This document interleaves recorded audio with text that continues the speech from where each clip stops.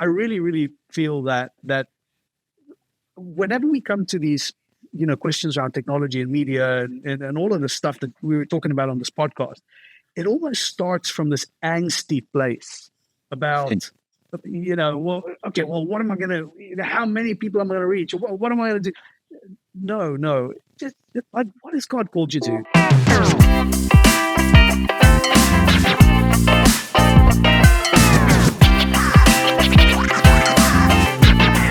Well, welcome back to the Digital Ministry Podcast, where we talk with leaders that are doing digital ministry on huge scale around the world. And I am thrilled to have Heinz Oldewage. Close. I'll give you that. Give it to me again. What is it? Oldewage. Vacha. Okay. Missed it. Well, we're old friends. We'll let that one slide maybe. We'll let it slide. I'm happy to let it slide. I'm happy.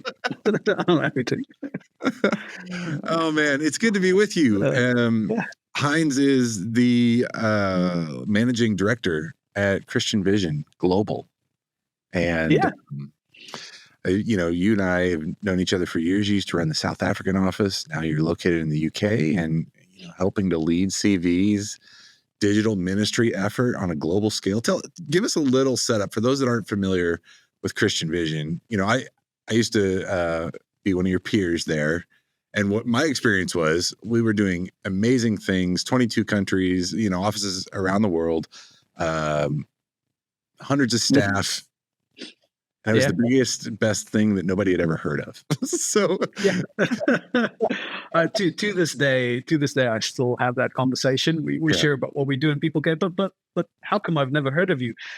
Which, we encounter that a lot. So CV was established in the late 80s by a motor industry entrepreneur called Lord Edmiston. Bob and Tracy are still very actively involved in the ministry, and it's focused on evangelism. Really, that's our forte. That's what we do. That's our little bit of expertise is around sharing the gospel, sharing it in innovative ways, at scale as widely as we possibly can. That's our core focus. It's very simple and very complicated. That's it. All right. Lots of different initiatives that you guys are running as well. I mean, since I left in 2018, 19, somewhere in there, I've noticed there's a lot of stuff that you guys have advanced, like training resources and all kinds of things. We do a lot, and I'd say we have a complicated set of activities that we engage in, but it all boils down to evangelism. Really, it all boils down to sharing the gospel. I suppose the easiest way to share about what we do, and perhaps to give a sense of context and scale and perspective on it, would be just to share about our three core impact objectives, if that's fine by you. Yeah. So basically, we do three things, really, really simple. First, we do direct evangelism, or at least what we call direct evangelism. So CV is about energizing the church, empowering the church to share the gospel. However, in some contexts, the church just isn't there. And so in those contexts, we do evangelism ourselves. Now, we don't want to replace the church. We don't want to take the place of the church. But we do, in some contexts, do evangelism ourselves. So that's our first impact objective. The way we articulate that is to say we want to introduce 1 million people to Jesus every day in predominantly unreached areas. So in countries with an evangelical Christian audience of less than 2%, what we do in those countries is we create evangelistic content, of all different kinds and all different contexts. But we basically create evangelistic content in a number of different languages. We put that in front of audiences because we work in the digital space and things really are, measurable and quantifiable. When someone watches a piece of content all the way through, we say we've introduced the gospel. We've introduced someone to Jesus in that specific example. What they do with that, of course, we're not making any claims around, seeing millions of people coming to Jesus every single day or anything like that. Our goal is to plant that seed, to do it at scale. So our first objective is about evangelism, direct evangelism, reaching 1 million people for Jesus every single day. And we pretty much do that at this point in time. I think we're averaging roughly 1.15 million introductions to Jesus a day in these unreached audiences, which is wonderful and fantastic. It's something that we go home every day and go, yes, we've got this one right. Like, so working at scale. It's something that we're truly excited about. That's the first impact objective. I think if I just look at what we've seen to date this year, is 377 million introductions to Jesus. Wow. Again, that's not. Those are not people raising their hands or something. That's not to say that there aren't individuals who might have seen the same message twice or whatever the case may be. But that's just us going, we want to work at that. That idea of scale is really important to us. So that's the first objective. The second objective, and this is the one that we're really, really keen on, as I said, energizing the church, is all about its mobilization. So whereas the first objective is all about scale, the second one is just us humbly coming alongside the church and going, we want to empower, equip, and train you to really share the gospel yourself as the church. So our second impact objective, the way that we frame it is we say we want to sustainably equip and mobilize Christians to evangelize in partially reached areas by a magnitude that shifts the spiritual landscape in that country. That's a mouthful. Sure.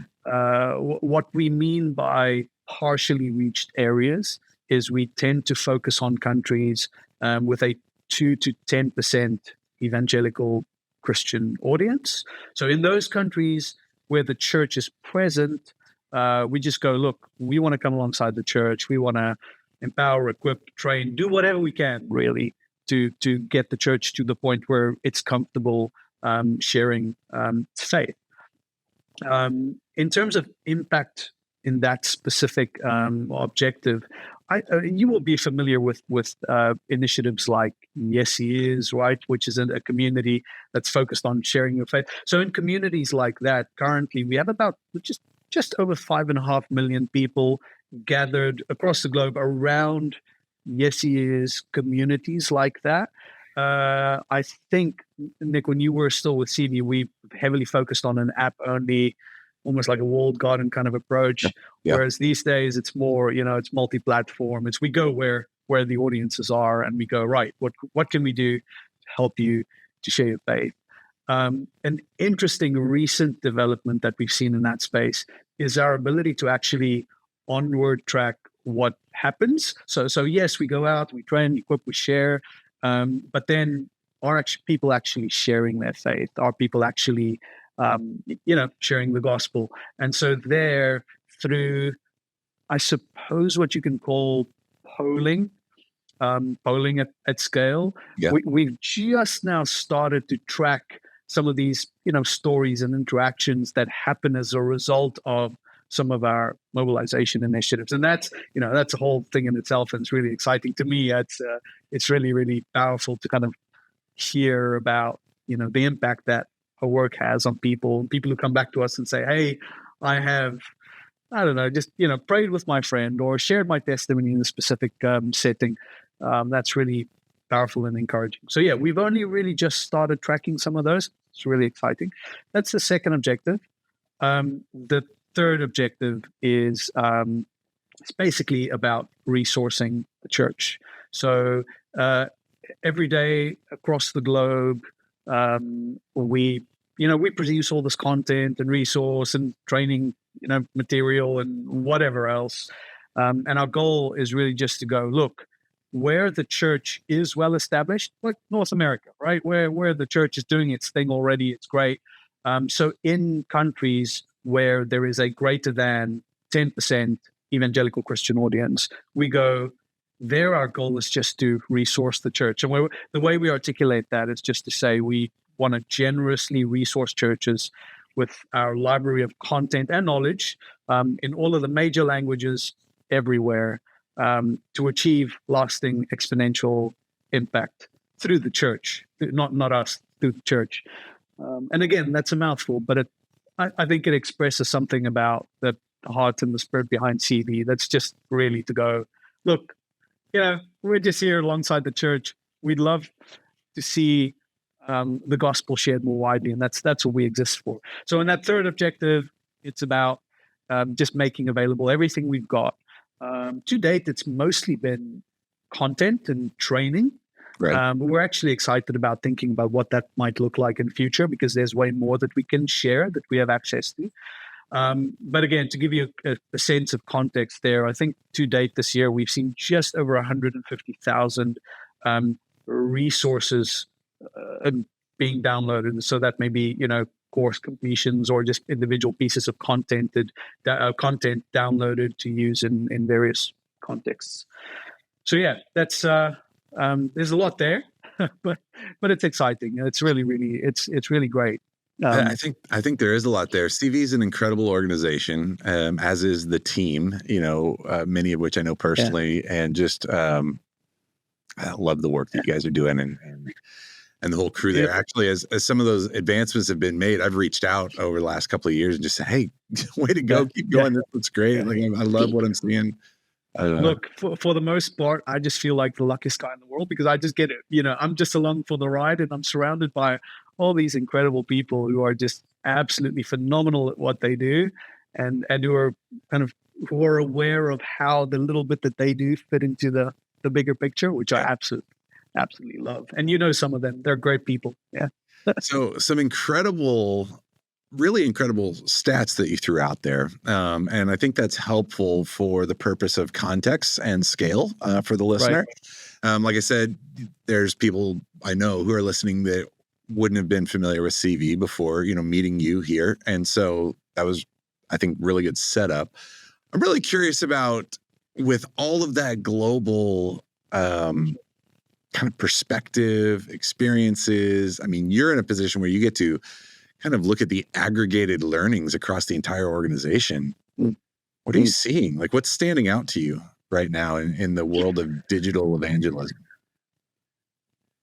Yeah, there's so much. I'm afraid if I start speaking, you're just going to have to stop me. Okay, so there's a lot to be excited about. Look, I think probably in an overarching sense, one of the key things that we're excited about is just the ability to work at scale these days. I mean, Bob Edmiston, who founded CV. And I think when he first came up with this idea of, we're going to touch 1 billion people with the gospel, I think the thinking, in his mind was, but what comes after 1 million? And he said, it's 1 billion. And back in the day, it was kind of this preposterous, right? It was a ridiculous idea, right? To go out and say, we're going to try and touch 1 billion people. It was a really ridiculous idea, if you're honest about it. What's been really exciting and interesting in the last, let's say, 5 or 6 years or so, has been the fact that, for the most part, Christian ministries are actually able to work at that scale. Like, that to me is just, it's incredible. I think for quite a few years, the idea of 1 billion to CV was almost this kind of like cumulative target somewhere in the ether, and you counted towards this ultimate goal of 1 billion in terms of reaching kind of impact. loosely held loosely held concept is what you're saying. Yeah. But it was this number that we thought that ultimately we might be able to achieve at some distant point in the future. Right. Whereas really, I think the way that it's shifted for us, and not just us, I think many other ministries across the world, is the ability to actually work at that scale on a continual basis. Like, when we first had our conversation around setting a target of a million introductions to Jesus a day, again, it was a little preposterous, right? But it actually, if I'm really honest about it, solving that scale problem, that wasn't really the hardest problem to solve. Like getting to that point where you're consistently engaging with 1 million people a day is actually something that's perfectly achievable for many organizations across the world today. And yes, we're a relatively large organization, and it's easy to say that, I suppose, from my perspective. But the fact is that that's not an unachievable goal anymore. And so, if that kind of scale is now a reality, if you're going, look, 1 million people a day, oh my goodness, you can do that. Well, what then becomes the next question? What's the next right question to ask, right? It's like, if you're able to impact that many people with the gospel in some form or another, because again, I want to be careful about, not overselling what we're doing. But if you are able to reach out at scale, like, well, what's the next right question to ask? How do we go about maximizing that opportunity? So for us, that very first learning, just the fact that we're able to work at scale, hand in hand with that goes just the sense that just the idea of optimization. And I think some of the lessons we've learned, some of the most interesting parts of the journey has been around, or let me put it this way, something that we have been great, that we've been successful at, is really optimizing and fine-tuning our approach in a way that scale is given, that effectiveness becomes more of a thing, becomes more of a focus. So constantly asking ourselves, how do we make that more effective? How do we increase our actual impact on it? How do we turn this not just into a nice little number somewhere, but actually into lives changed?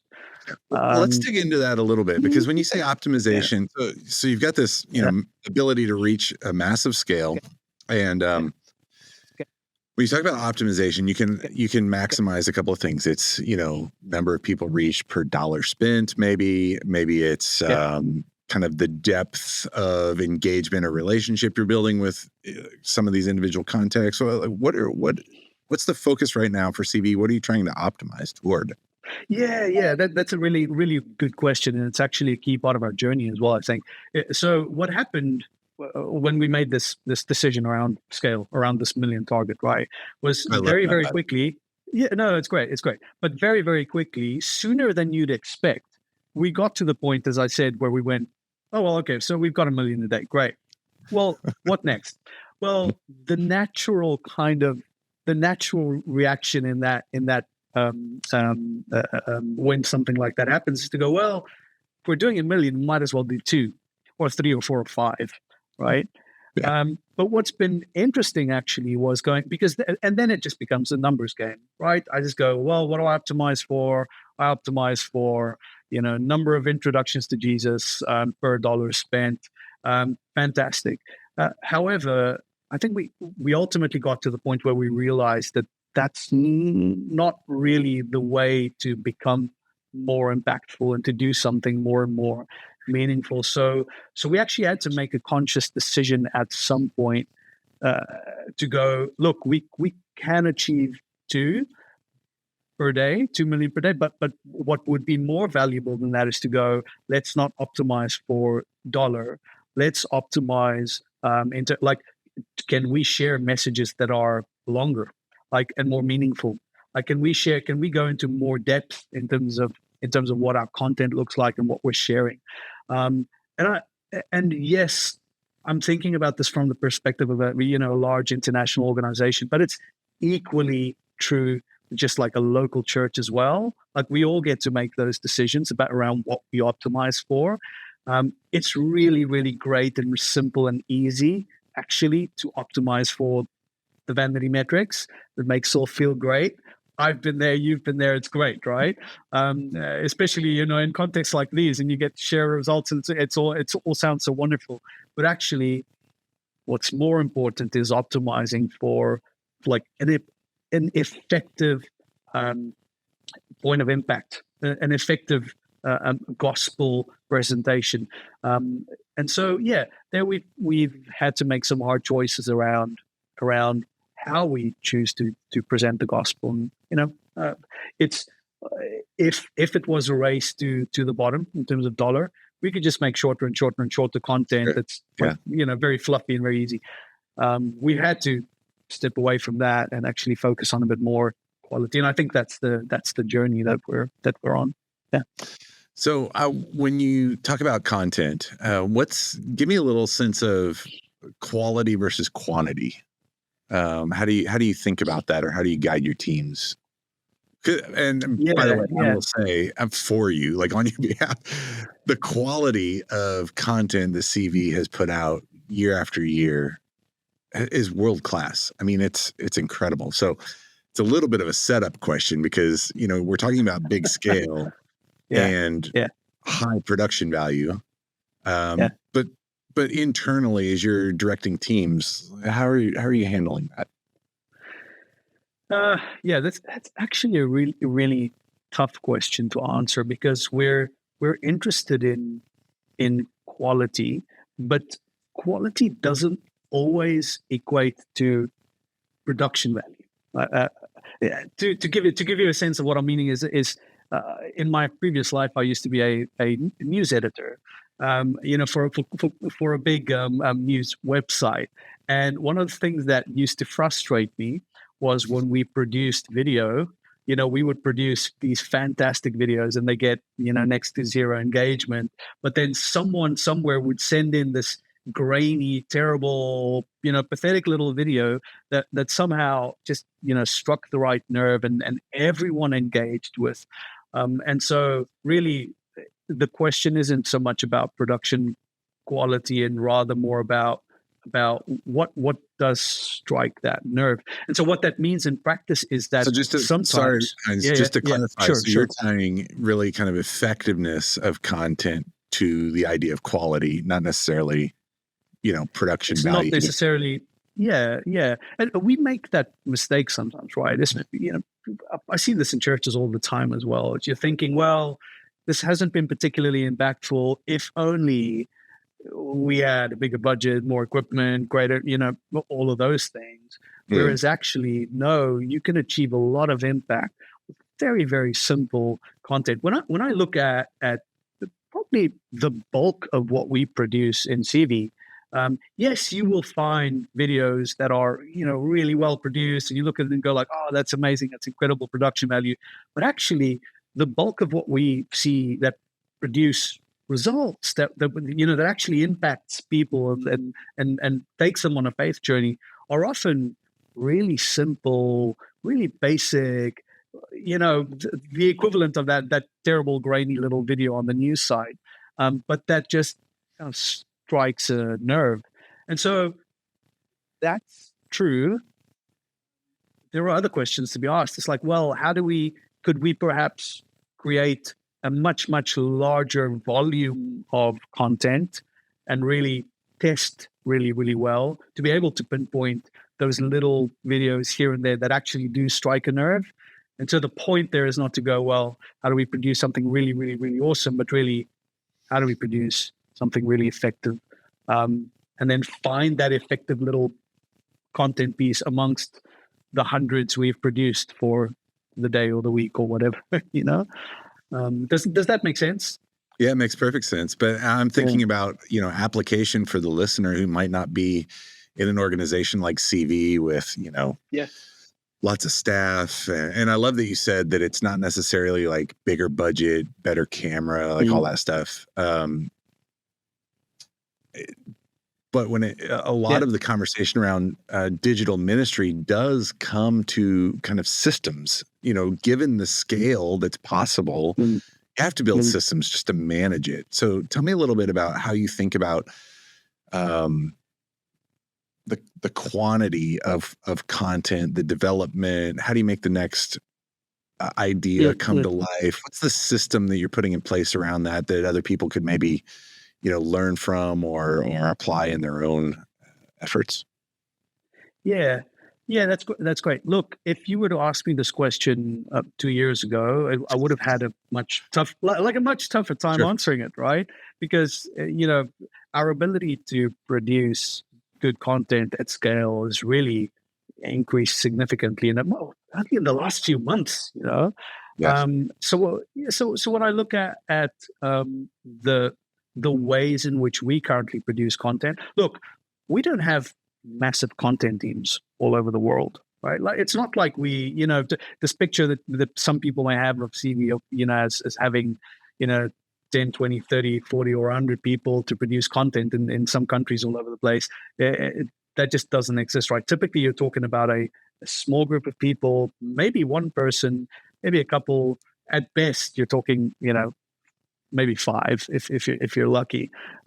But their ability to really produce at scale is because of their ability to harness systems that allow them to produce at scale. And that's been a journey that we've been on, certainly at CV in the last year, increasingly in the last year.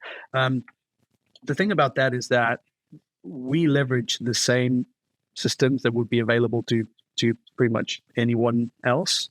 And so when it comes to producing at scale, really the only difference often between, say, CV and maybe some small outfit somewhere that believes that they can't really do something valuable is just imagination. It really is these days. So take the language question as an example today, right? A year ago, doing a single video and then having that producing that in multiple languages would have been a fairly complex proposition. Yeah. Today, it really is just, in most cases, a click of the button, right? What are you doing? Really, how are you doing it? Well, there are all these wonderful AI systems around today that allows you to do so. So, as an example, when it comes to script writing, we started experimenting with co-writing systems, right? So just almost co-pilot type systems. I think, actually, I can't remember the name of it, but Google was one of the first to produce specifically a script writer, right? That you could co-write with. Yeah, I can't remember its name, but anyways, that has evolved into utilizing AI to produce not one script, but let's say hundreds of scripts. There's still a human in the loop. There's still a person ultimately looking at that output and making decisions around what goes out, what doesn't. But we are now able to produce multiple options for every topic that we want to address, without having to employ massive teams anywhere. And so really it's just about leveraging what is currently available to anyone out there. And so that's true of the script writing process. Well, what's next? Well, we use stock imagery and all kinds of things in our videos as well. Well, equally, there are all these interesting AI solutions these days that can help you put together content at scale, right? And now, once you've gone through that logical progression, like all these scripts, all these images, all the music, et cetera, you go, right, much effort into producing this huge volume of content. Now I have the luxury of working my way through and going, well, what's uniquely effective? What's really, really good? What is going to be So instead of producing one content piece in a week, I'm producing tens or maybe hundreds of content pieces in a week. And I get to select, 10, 20 that are uniquely effective. And that's not, the key thing is that's not something that is far off into the future. It's just something that larger organizations can do. That's something that you and your friend, or you and your church volunteer team could be doing? Yeah, and doing it immediately. I mean, doing that today. So how, if somebody's listening to this and they're thinking, okay, that sounds good. So I can start to churn out some content. I can test, like you were talking about. Yeah. I know you're covering really like all the digital channels I would expect. A lot. Yeah. Which does any one stand out as like greater effectiveness? So say my interest is really kind of engaging personally with people through direct messaging or something like that. Is any one of those channels standing out to you as more effective today? It's really is a tough question to answer, because it depends on, like the answer for Egypt would be completely different from the answer for the UK, whatever the case may be. Yeah. But look, I think the right question to ask is more about, well, where are the people that you want to reach? What is it that you want to achieve? I think we're all in a chase for this like holy grail, for this one platform that's really gonna, we're able gonna be just smash it with. It doesn't quite work that way, and sometimes you have to ask yourself real value questions. So, as an example, right, we're currently working on something that I think is really, really interesting, which is Web3 project, which is all about taking what we do currently around missions in the real work. In the real world. So we have local missionaries in some countries that we support. And we kind of want to do that in the Web3 world, right? We're looking at platforms like Discord, and but yeah, I'm not going to bore you with the whole story, but the possibility there is perhaps ultimately impacting some gaming communities and whatever else. The scale of that project right now is tiny. Will it be massively impactful? Well, I doubt that it will be the case this year or next year. Like there aren't that many people around on those Web3 communities, right? But we've made the value decision to engage with a Web3 audience. We're taking it really, really slow. We're engaging on these platforms that perhaps we don't know very well right now, and that we're still grappling with and figuring out ourselves. Engaging with individuals here and there, because to us this is an important problem to solve. It's like, well, we do see some interesting things in the future for Web3, and we want to be in those communities, and we want to share the gospel in those communities. And so, this doesn't fit any of those scale criteria or anything like that. But it's a value question. It's about it's so to your question. Well, is Discord a community that really stands out? I don't know. I suppose it's fairly sizable at this point. Yeah, great. In terms of what it delivers to us in terms of real world impact, it's probably next to zero right now. But we're perfectly comfortable spending a good amount of time and effort, or like engaging with that world and trying to somehow figure it out. Because ultimately the value isn't just that scale, but it's about really impacting real people with the gospel. I hope that makes sense. Yeah. No, I think it makes perfect sense, and it's a great, it's one of the things I've done a lot is kind of train different teams that are looking to get involved in digital ministry. It's like I asked the same question that everybody asked me, and you provided the absolute right response, which is, who are you trying to reach, and where are they? That's really I think what we need to think about initially. But when I think about our people in, let's say, a country like Turkey, they work mostly on the instant messaging platforms, as an example.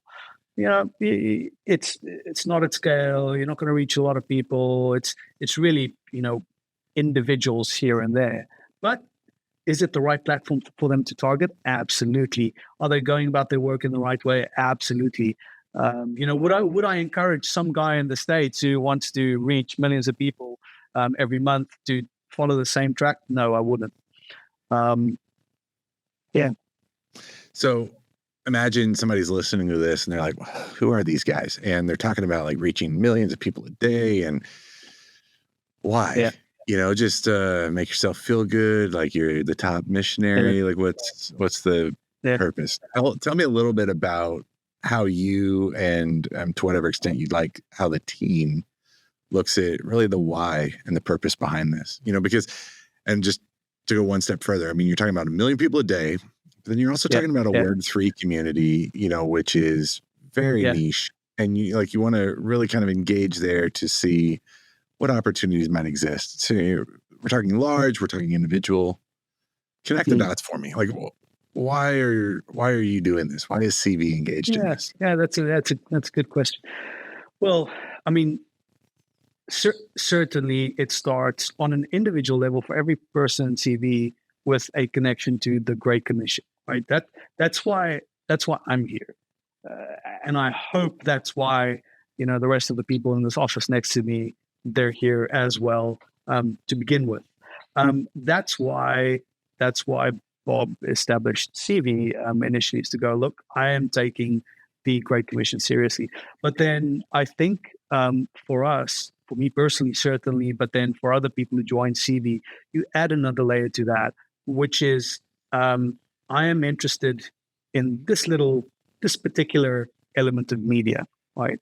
And God has given me a gifting and an interest in the use of technology. Right? That's basically what it boils down to. And so I go, well, how do I use what I've been given, what I've been tasked with, to the maximum extent possible? Now, the way that I answer that question, given my interests, my context, my job, my day job, it might look entirely different from the way that some local church volunteer may answer that question. We're both in exactly the same boat. Like, we're both interested in taking what we've been tasked with, and really doing that calling justice. It's like doing justice to what God has called us to. So I suppose for us as CV, it's about leveraging technology to reach as many people as possible with the gospel. When we engage with, let's say, this Web3 community, I think we always have a view to the future, a view to ultimately, I think for us, just as a ministry, the question is always, what is the pathway to scale of impact? That's just us. That's not to say that that's the best possible way. That's not to say that that's the right way. That's just to say that you have this bunch of people with this interest in technology who's going, might as well use this to share the gospel as widely as we possibly can.